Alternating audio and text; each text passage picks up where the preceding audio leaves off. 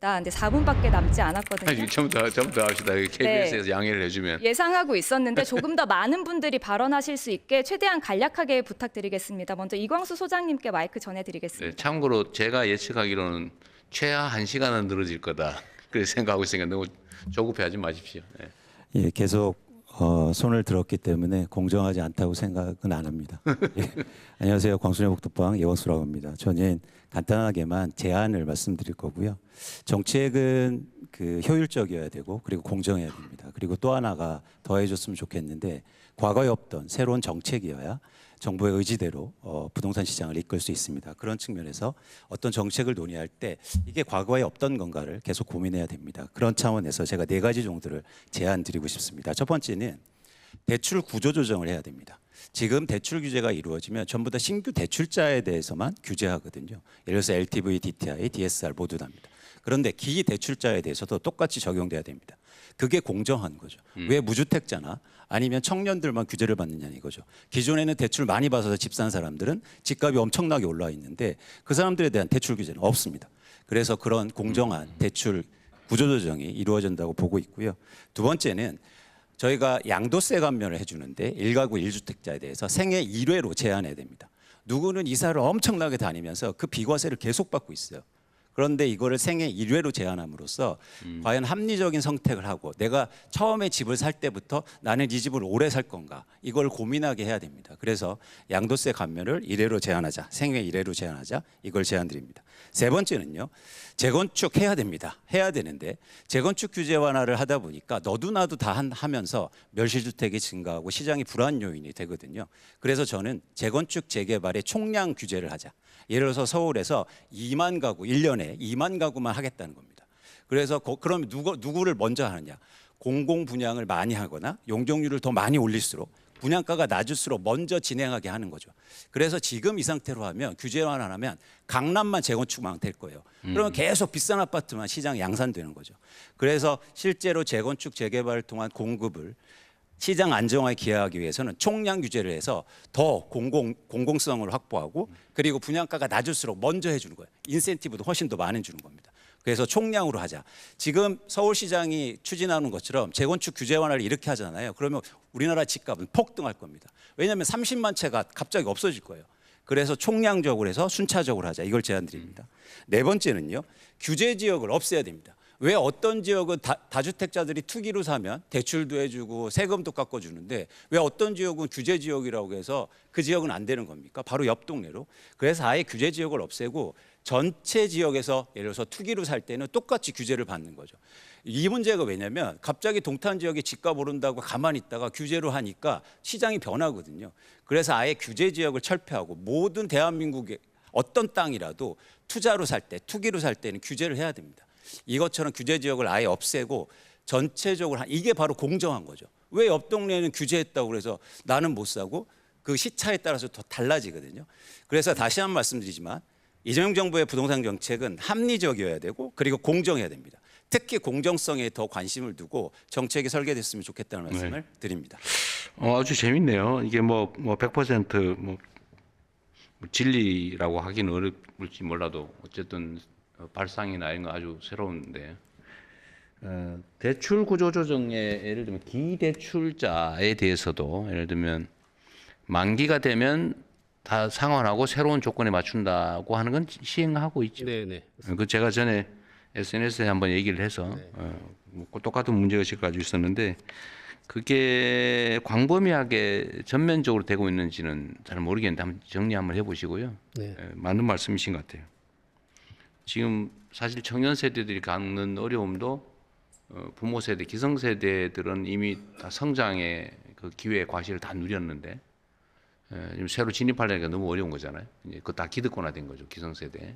그 문제는 또 일리는 지적받고 양도세나 이거를 생애 1회로 할지는 모르겠는데 기회를 무한대로 하게 하는 것은 사실 좀 문제가 있어 보이긴 하네요. 매우 일리 있는 지적인데 횟수를 제한하든지 아니면 뭐 첫 번째는 많이 해주고 두 번째는 좀 덜 해주고 세 번째는 아주 그거 좋은 생각인 것 같습니다. 한번 고민해 보시면 될 것 같아요. 그렇게 하겠습니다. 좋은 생각 같아요. 저는 이거 너무 많이 이제 활용하거나 총액으로 제한할 수도 있고요. 예를 들면 총액으로 여러 차례 이 고가 주택을 사고 팔고 해서 하는 경우에 똑같이 해줘야 되냐? 그 일리 있는 지적 같습니다. 그 외에도 이런 구체적 타당성 있게 하자는 말씀이신 것 같은데, 어쨌든 정책 당국자들이 좀 어렵긴 하겠지만 이렇게 좀 핀셋형으로 정확하게 구멍이 없게 하는 것도 중요하고, 또 이걸 활용해서 부당하게 이익을 얻는 틈새가 생기지 않게 하는 것도 중요한데, 이러려면 일을 좀 많이 해야 됩니다. 예, 그렇게 하겠습니다. 네, 또 다른 분 의견 들어보시죠. 네, 의견 듣게. 지금 바로 네, 손 드신 분께 마이크 전해드리겠습니다. 네, 안녕하세요. 저는 신용협동조합 중앙회를 다니고 있는 2년차 신혼부부 신승주라고 합니다. 일단 뭐 신용협동조합의 신혼부부 신씨. 네, 맞습니다. 신신신입니다. 일단은 신혼부부 관련해서 먼저 조금 더 말씀드리면은 많은 분들이 말씀하셨지만 이 6억, 4억, 2억에 대한 정액 대출을 하다 보니까 신혼부부는 제가 이제 2년 차고 직장 생활한 지 한 5년 차 됐는데 돈이 없습니다. 그래서 제 능력에 대한 미래를 사와서 주택에 들어가고 싶은 건데 이런 부분이 조금 완화되고 신혼부부와 젊은 청년들이 좀 배려되는 그런 네. 지원이 됐으면 좋겠고, 또 두 번째로는 하나는 금융 지원에 대해서 금융협동조합을 사용하는 것도 하나의 방법이 될 수 있다는 생각이 좀 듭니다. 왜냐하면 협동조합의 기본은 그 조합원들에게 환원을 하는 것이기 때문에 대출이나 이런 것들에 대한 이자 수익을 다시 조합원에게 배출하면은 선순환 구조가 될 수 있을 거라고 생각을 합니다. 지금 부동산 PF 규제 같은 것들이 협동조합에 좀 있는데 그런 부분들을 같이 잘 조합해서 발전하게 나가는 방식 중에 하나로 협동조합을 활용하는 것도 좋은 방법이라고 생각을 합니다. 감사합니다. 알겠습니다. 그 말씀하신 거 조금은 관련이 있어서 그런데, 제가 안 그래도 결혼 페널티 얘기가 있어서, 뭐 대출이든 뭐 분양 기회든 뭐 청약 기회든 뭐 등등 여러 영역에서 결혼을 하면 오히려 손해더라 해서 결혼해놓고도 혼인 신고를 안 하는 청년들이 많다는 얘기가 있어서, 일단 각 분야 모든 걸 다 취재해가지고 그 결혼했다고 더 불이익이 되지 않게 하는 거는 지금 전수조사를 제가 지금 총리님한테 부탁해놨어요. 그 여러분도 혹시 의견 있으시면 좀 얘기를 해주면, 결혼 페널티라는 얘기는 없게, 결혼하면 권장을 해서 이익을 줘야 되는데 결혼하면 또 손해가 되게 설계되어 있는 게 부분적으로 좀 있는 것 같아요. 그건 저희가 다 찾아내가지고 그렇게 되지 않도록 하겠습니다. 네, 또 계속해서 의견 받겠습니다. 그 댓글에 4050 무주택자 발언 듣고 싶다고 하셨는데 혹시 계실까요? 네. 네, 말씀하십시오. 네, 안녕하세요. 저는 일반 참여자 황정민이고요. 저는 수원의 한 아파트 입주 예정자입니다. 2년 전 실거주 목적으로 분양을 받았는데 최근 그 가계대출 총량 규제에 따른 은행별 대출 한도 소진으로 인해서 잔금 대출 아예 받지 못하는 상황이 발생하고 있습니다. 이로 인해서 올해 입주를 앞둔 많은 실거주 예정자들이 큰 어려움을 겪고 있습니다. 이런 투기 수요를 억제하려는 정책 취지는 공감합니다. 다만 이미 2년 전에 계약한 실수요자들에 대해서는 잔금 대출 규제를 예외 적용하거나 경과 조치를 마련할 계획이 있는지 답변 부탁드립니다. 감사합니다. 네, 한번 점검해 보시죠. 이게 저런 지적들이 꽤 있더라고요.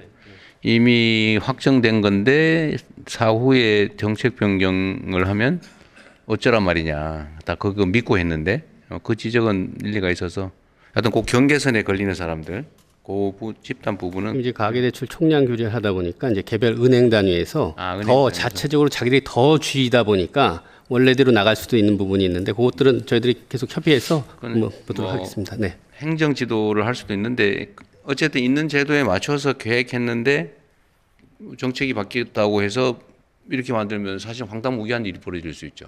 이거는 사실은 좀 문제인 것 같습니다. 그거는 그게 얼마나 많은지 모르겠는데, 어쨌든 요 경계를 그을 때 그 상처 입는 사람들이 최소화될 수 있게 좀 할 필요는 있을 것 같아요. 네, 그러면 이제 제 가까이에 여기 베이지 재킷 입으신 여성분께 마이크 전해드리겠습니다. 또 한 가지는 이거 하나 제가 의견도 좀 여쭤보고 싶어요.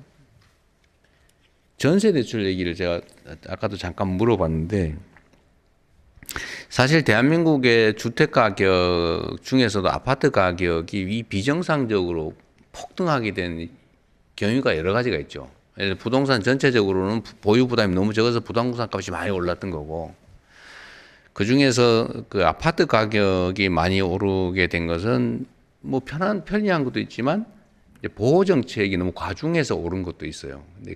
근데 이 중에 또 하나의 요인이 뭐였냐면 소위 전세를 쉽게 해준다고 서민들에게 지원을 해준다고 전세 대출을 거의 무제한으로 해줬던 겁니다. 이게 이제 왜냐하면 전세는 너무 쉬우니까 그럼 집값이 또 오르거든요. 집값 오르는 주요 원인이 되는 데다가 급기야는 집값 100%의 전세를 얻는 경우도 100% 보증을 해주거나 대출을 하니까 사기가 생겨난 거예요. 원래는 집값이 한 60, 70%가 전세 가격이고 전세 보증금의 한 7, 80% 정도만 보증을 하든지 뭐 이렇게 대출하든지 해줬어야 되는데 집값만큼을 다 해준 거예요. 그냥 당연히 사기꾼이 생겨난 거죠. 예를 들면 집값이 원래 10억에 지은 건데 이거를 15억에 또는 13억에 지었다 그러고 13억에 세를 주는 걸로 하고 당연히 13억 대출이 되니까 먹고 이제 다른 집 사서 또 하고 또 하고 또 하고 돈 하나도 없으면서 막 수백 채 전세하면서 나중에 한 곳에만 문제가 생기면 다 문제가 돼버린 거죠. 이게 이제 전세 사기가 된 거예요. 그래서 이 전세 대출이 서민들의 주거 안정을 위한 지원 정책이라는 측면이 있는 동시에 집값 폭등의 주원인이 됐는데 이걸 이제 조정을 할 때가 된 것 같아요. 물론 이미 하고 있죠. 사실 뭐 대출도 엄격하게 비율도 낮추고 이렇게 지금 하고 있는데 요것도 여러분들 생각도 한번 듣고 싶어요. 예를 들면 이 방송을 보시는 국민들께도 말씀을 드리고 싶은 부분인데 이 전세 대출이 집값 폭등 또는 이 높은 집값 유지의 주 원인이기 때문에 이거를 확장을 하는데 좀 신중해야 된다. 더 추가하는 또는 이미 있는 것도 조금 엄격하게 제한해 나가야 된다라는 이 양 입장이 있어요. 근데 그거에 대한 의견은 좀 어떻습니까? 근데 물론 이건 있죠. 사실 정답은 있어요. 집값이 폭등되지 않도록 전세 대출은 대출 규제는 강화해야 된다. 다만 꼭 필요한 뭐 청년 신혼부부 생애 최초 전세 대출자 여기에 대해서는 구체적 타당성이 있게 거기는 지원해 줘야 된다. 또 서민 주거에 대해서는 이렇게 아주 핀셋형으로 지원을 해주고 일반적으로는 좀 낮추어야 된다. 이게 정답일 가능성이 많죠. 이 부분에 대한 의견은 어떻습니까? 이게 나 지금 전세 대출 받아가지고 더 큰 집으로 옮겨야 되는데 심지어 이런 경우도 있어요. 아까 제가 이혁원 위원장님한테도 말씀드려봤는데 왜 이미 내가 집을 가지고 있는 사람한테 그 사람이 전세 얻는 걸 왜 대출을 해주냐 제가 물어봤잖아요. 그랬더니 결론은 아파트는 안 된다 그렇게 말씀하셨어요. 그러니까 보통 이제 비거주 1주택인데 아까 거주용 그런 수요가 있을 수가 있기 때문에 근데 대신 한도를 줄여놨습니다. 예전에 5억 4억 받았으면 한도를 2억으로 줄여놓고요. 그다음에 거기에다가 DSR 할 때 이자 상환도 부려놓고. 근데 하여튼 뭐 줄이는 건 좋은데 제 생각은 이미 집을 가지고 있는데 이미 유주택자인데 그 사람이 딴 데 전세 얻는 거에 대해서 굳이 대출을 해줘야 되나? 라는 생각이 드는 거죠. 여러분들 어떠세요? 안 돼. 그냥 즉흥적으로 이거 한번 해볼게요. 이제 판단이 안 서서 그러는데 그냥 이 더 어려운 주제인데 뭐 의견이 없으면 안 해도 되고 그 해주면 안 된다. 손 한번 들어보세요.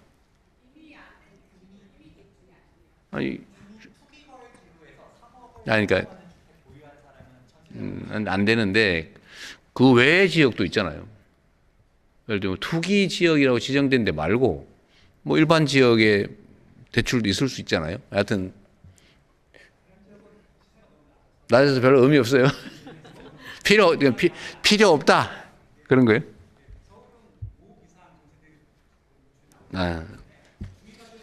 이미 추가의 규제가 필요 없을 정도다. 그래요. 의견은 다를 수 있을 것 같은데. 네, 알겠습니다. 그 부분에 대한 의견도 한번 물어봤고요. 또 한 가지가 이게 전세 보증금 반환 대출 규제 있잖아요. 네. 이 보증금 반환 대출은 사실 집주인을 위한 거죠. 근데 이것도 그러니까 예를 들면 이건 세입자를 위한 측면도 있기 때문에 이것도 사실 집값을 올리는 원인 중에 하나가 됐는데 이것도 좀 강화해야 된다는 점에 대해서는 의견들이 좀 어떻습니까? 예를 들면 뭐 지금 규제 상황은 좀 어떠세요? 이거는 그때 이제 결국 세입자가 굉장히 불안해하기 때문에 이런 부분들은 주거 안정 측면에서 그리고 또 전세 사기도 많이 나고 특히 전세 사기가 많이 났기 때문에 그런 거에 대한 보완으로서는 그 사실 세입자는 이게 안전 장치가 있어야 굉장히 또 안심하는 그런 부분이 좀 있어가지고. 지금 현재는 1억 원이다 그 말이고 다주택자는 안 해주고 있다 그런 얘기죠. 예, 저 전세나 웬만한 대출은 다주택자는 수도권 규제 지역에서 다 0입니다. 0. 1주택자에 한해서 1억 원 해주고 있다 현재. 지금 그렇게 메모가 되어 있는 것 같아요. 대출 한도 1주택자에 대해서만 1억 원까지만 대출해 준다. 시잖아요. 여기 맨 앞에 계신 하늘색 재킷 입으신 남성분께 마이크 드리겠습니다. 제가 며칠 전에 유튜브에서 봤어요. 네. 이렇게 하면 간단하게 얘기를 할 수 있다 이런 취지였어. 네. 그 근데 KBS 뭔지를 잘 경제소 모르겠- 진행하는 약간 동의는 최부심이라고 안 합니다. 되던데. 일단 그 정부 부처에서 공급과 금융 세제에 대한 종합적인 그 접근을 하는 것은 뭐 굉장히 바람직한 상황이라고 생각을 합니다. 다만 주택이라는 것이 이번에 보셨던 것처럼 공급부터 금융 세제가 다 연결이 된 거기 때문에 금융시장에 F4라고 하는 제도가 있고 기관들의 정례적인 모임이 있는 것처럼 요약해서 주택에서도 H3라는 그런 모임을 통해 가지고 계속해서 이런 대책을 후속해서 하셨으면 좋겠고요. 그리고 지금 논의되고 있는 것이 제가 볼 때는 하나의 함정으로 인해 가지고 원하시는 목적을 달성하지 못할 가능성이 아주 높은 것 같습니다. 무슨 말씀이냐면은 주택 공급의 주체는 공공과 민간이 있고 공급 유형은 분양과 임대가 있는데요. 지금 정부의 97 대책이든 129 대책이든 522 대책이든 526 대책이든 어느 대책을 보더라도 공공 분양, 공공 임대, 민간 분양은 있지만 민간 임대가 이재명 정부 5년 동안 몇 호가 지어질 것인지 어느 지역에 지어질 것인지 어떤 유형으로 지어질 것인지에 대한 내용이 아예 존재하지 않습니다. 그리고 아까 진미훈 박사가 말씀하셨지만 비아파트 착공이 크게 무너진 것은 비아파트와 관련한 공급 금융도 무너졌기 때문인데요. 그래서 제안드리고 싶은 부분은 민간 임대를 민간 장기 임대를 건설로 통해서 공급하는 사업자를 집단적으로 육성하는 제도와 시스템과 공급자 금융을 도입하셔서 민간 분양과 분절을 시켜야 지금 민간 분양 및 매매 시장에 도입하려고 하는 여러 규제들이나 보유세 같은 그런 제도들이 도관처럼 민간 임대 시장으로 흘러오지 않거든요. 현재의 경우에는 이런저런 정책들을 썼을 때 이것이 자연스럽게 민간 임대로 흘러오기 때문에 이것이 임대로 상승으로 이어지고 임차인들이 주택 매매 수요를 만들어내는 그런 방식으로 작동을 하면서 다시 한번 원래 목적했던 정책 목표가 도입되지 않을 가능성이 굉장히 높다는 생각입니다. 그래서 진 박사님 얘기하신 거 이상으로 여기서 비아파트가 다가구 이런 것만 얘기하는 게 아니라 주거 오피스텔과 주상복합 수준의 그런 고퀄리티의 비아파트 공급 사업자, 공급자 금융 이런 부분을 하셨으면 좋겠습니다. 네. 민간 건설 임대, 비아파트, 뭐 아파트도 상관없고, 네, 건설 임대 부분은 우리가 무관심한 것은 아니고 기존의 제도들이 나름은 있죠. 근데 그게 잘 작동을 안 하는 거겠죠. 네, 가령 금융만 하더라도요. 지금 일반적인 PF 금융은 토지와 공사비를 빌려서 분양을 통해서 상환을 해야 됩니다. 그러나 임대사업자라고 생각해 본다면은 상환을 할 수가 없죠. 공사비를 조달했는데 그거를 상환을 당장 할 수가 없기 때문에 임대사업을 할 수조차 없거든요. 그래서 아까 비아파트 착공이 왜 안 됐냐면 한국에서는 그것을 전세금으로 받아가지고 100가구를 공급하게 되면 공사비가 3억인데 100세 되면 300억이 되지 않습니까? 전세금으로 3억을 100가구를 받아서 300억을 조달하는데 그걸 상환했었는데 전세 차이가 낮기 때문에 그런 부분에서 공사비 조달이 더 이상 안 됐고 이런 부분들이 비아파트 착공 감소로 굉장히 이어지고 있는 것이 이제 사실입니다. 그러니까 무슨 얘기냐면은 민간 임대 공급에 공급자 금융이 제도적으로 정착되지 않기 때문에 민간 공급자들이 사금융을 이용해 가지고 나름 아름아름 공급해 왔었던 체계가 22년 이후에 완전히 와해된 부분이거든요. 아니, 네, 그건 제가 반론이라기보다는 다른 의견을 한번 말씀을 드리면 건설 임대를 한다고 할 때 만약에 건설 임대를 할 부지가 있다면 민간업자 입장에서는 이렇게 지금 분양 수요가 높고 분양 가격이 높은데 뭐할로 임대를 하겠어요? 그래서 우리나라에서는 분양가가 계속해서 올라갈 거라는 기대가 있지 않으면 민간 건설 사업자조차도 사업을 하지 않는다는 그러니까요. 부분입니다. 그래서 역설적으로 말씀을 드리자면 민간 임대 시장에 상당한 인센티브가 주어져야만이 공급자 금융이든 제도적이든 세제적인 아니 그래서 주어져야 그러니까 아니 그 이론적으로는 그럴듯한데 현장에 있는 뭐 현실적인 정책 결정자 입장에서 보면 수도권 서울의 수요가 임대도 있고 분양도 있는데 적정한 가격이라면 지금 분양은 아주 쉽게 될 거 아닙니까? 그런데 그런 상황에서 신축할 수 있는 부지를 가진 민간업자 입장에서 왜 임대를 하겠어요? 분양을 하지? 본질적인 문제는 신축할 부지가 거의 없다는 거예요. 그게 많이 있는 상태에서 선택을 하는 게 아니고 없는데 부지를 어떻게 확보합니까? 그 민간 사업자들이 갖고 있는 부지라는 게 민간 개인들이 갖고 있는 부지고 이것이 정비 사업을 통해 가지고 대규모든 소규모든 이런 방식으로 분양을 통해서 공급이 되지 않습니까? 그런데 지금 필요한 것은 아까 진 박사든 국토연구원의 박천규 박사든 똑같이 얘기하신 것은 도심 내에 주거용지만 있는 것이 아니라 비주거용지도 많고 유휴부지도 많고 용도를 전환하거나 할 수 있는 용지들도 많이 그런 있습니다. 것들은 발굴을 해야 되겠죠. 네, 그런 사업, 그런 부분에 대해서 이제 전폭적인 혜택을 주면서 이 사업을 육성하시는 것이 좋을 것 같습니다. 네, 그건 네. 검토를 한번 해보죠. 네. 네, 지난주에 국토부 토론회에 참석을 했었는데 발언 기회가 없어서 너무 아쉬웠거든요. 그랬군요. 네, 네, 오늘은 이렇게 발언 기회가 있어서 너무 감사합니다. 네, 저는 신한프리미어 패스파인더 전문위원으로 활동 중에 있는 신한투자증권의 양정이라고 합니다.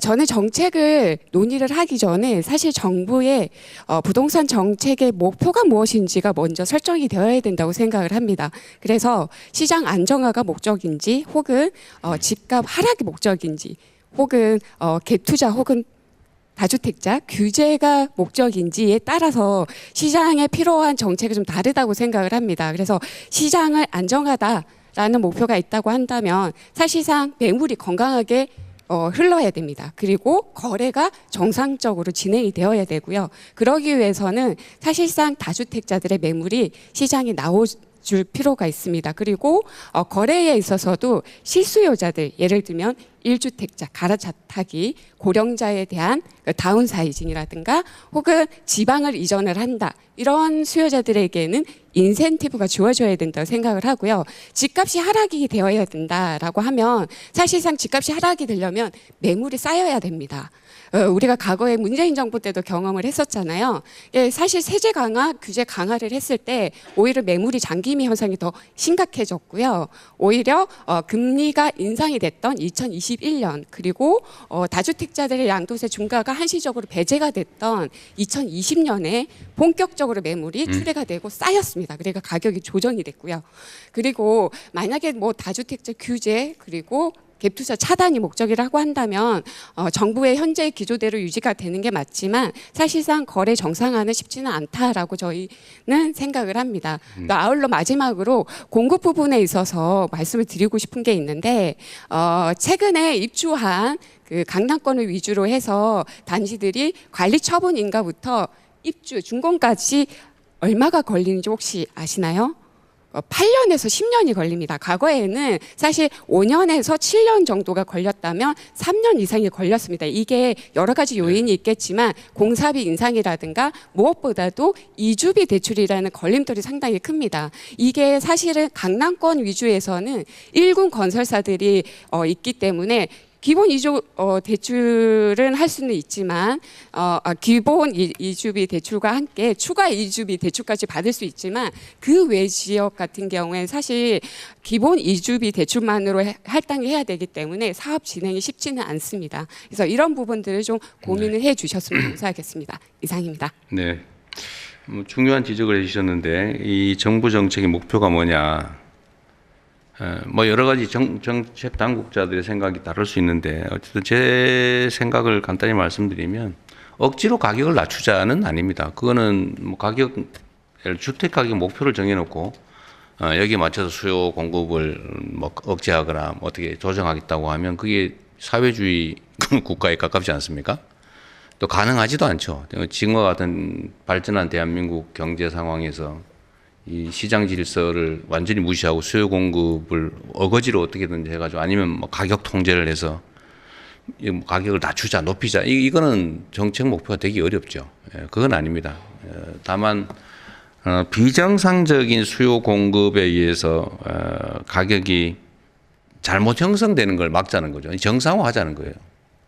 저는 그런 생각을 합니다. 예를 들면 나는 한강이 내려다 보이는 아파트라면 가격이 얼마든지 상관이 없이 무조건 사야 되겠어. 그리고 나는 그럴 경제적 능력이 돼. 세금 뭐 필요하면 얼마든지 내지 뭐 그 정도 가지고 나의 수입 상황이라 이런 걸 봤을 때 부담되지 않아. 저는 이거 존중해 줘야 된다고 생각해요. 당신 이 아파트는 얼마 이상이 되면 안 돼. 이런 생각을 할 필요는 없죠. 그리고 똑같은 주거 환경을 가지고 있더라도 아니 뭐 특정 지역에는 무슨 특별한 의미가 있어서 그걸 비싸게 서로 거래한다. 희소성 때문에 예를 들면 뭐 누가 한때 살았던 공간이다. 뭐 이래서 비싼 경우도 있잖아요. 뭐 그걸 왜 그걸 통제하겠습니까? 다만 거기에 대해서는 사회적 부담을 상응하게 하는 게 필요하다. 그래서 나는 뭐 특정 지역에 대해서는 뭐 그 인근 지역보다 골목 한 개 차이로 가격이 2배 차이가 나고 그런 경우 많잖아요. 저는 그게 비정상이라고 보지 않아요. 거기에 상응하는 사회적 부담을 하면 되죠. 그래서 정상화하는 게 목표다. 그리고 수요 공급에 따라서 또 적정하게 적정한 정당한 수요, 적정한 공급에 따라서 만들어진 시장 가격은 존중해야 되겠죠. 다만 뭐 모든 사람들이 집이 사놓으면 돈 되더라. 막 빌려서라도 사자. 인생을 걸고 뭐 집을 사서 그거밖에 돈 버는 길이 없다 이렇게 생각하고 모두가 거기에 몰려서 무슨 한 도시의 땅을 팔면 다른 나라 통째로 살 수 있다 이렇게 되면 언젠가는 문제가 생기겠죠. 이제 그걸 미리 막자는 겁니다. 그 외에 나머지 의견은 또 저희가 참고하도록 하겠습니다. 네, 전문가분들이나 학계 소속이신 분